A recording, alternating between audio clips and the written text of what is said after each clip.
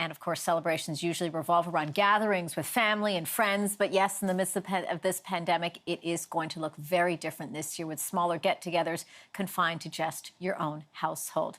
Zaina Wadhwani joins me now. She's author of Twas the Night Before Diwali. I love that title. And she'll be celebrating today under new restrictions. Zaina, great to see you. Happy Diwali. Diwali Mubarak Happy to you Diwali. and your family. Thank you so much. And to you. You're welcome. So talk to me first. Let's sort of bring back the whole crux of what Diwali means to your family, to so many South Asian families around the world.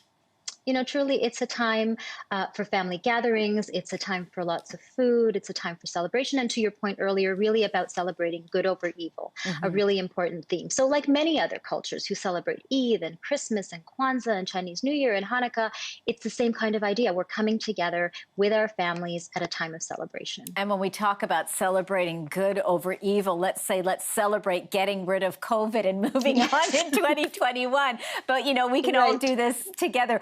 How are you and your family going to be doing it differently this year then? You know, some things are going to be the same. We're going to dress up.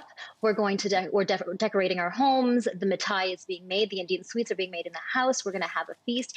And this time we're going to do a few things over Zoom. So normally we're going to still drop off baskets of gifts to our family and friends from a distance, but we're not going to be able to spend that time with them in person. And so we will do a little bit of that over Zoom, and then hope for a next year, which will be better. A bigger celebration next year, right, yes. Zaina? We're really going to do it to the nines.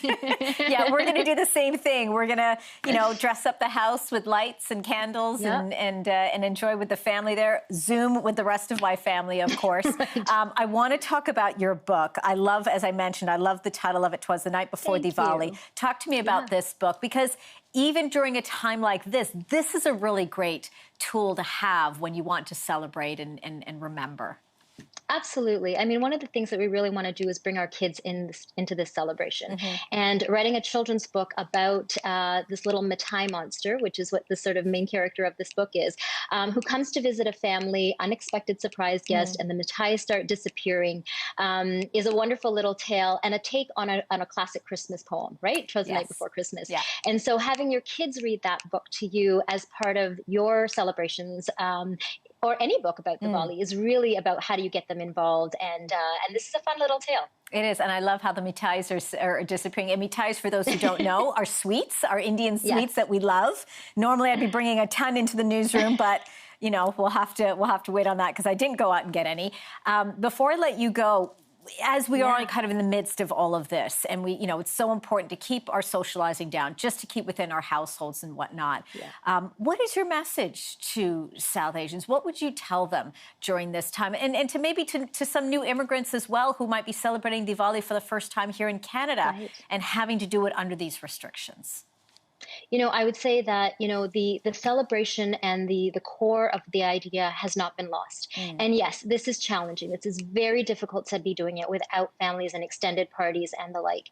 But if we remember the theme about good over evil, each of us has a role to play in being that good to get over this evil. And if we think about that as the pandemic, we have to play our part. We have to stay within our homes. We have to wear our masks. We have to do our part to make this evil go away. And regardless, we can still have that magic shine bright within our homes, amongst our kids. So we're certainly going to do that. It is so lovely to speak to you. And again, we want to wish you and your family and your friends a very happy Diwali from Etobicoke, Ontario. Zaina Wadhwani, you take care. We'll talk to you again soon. Bye-bye. Bye-bye.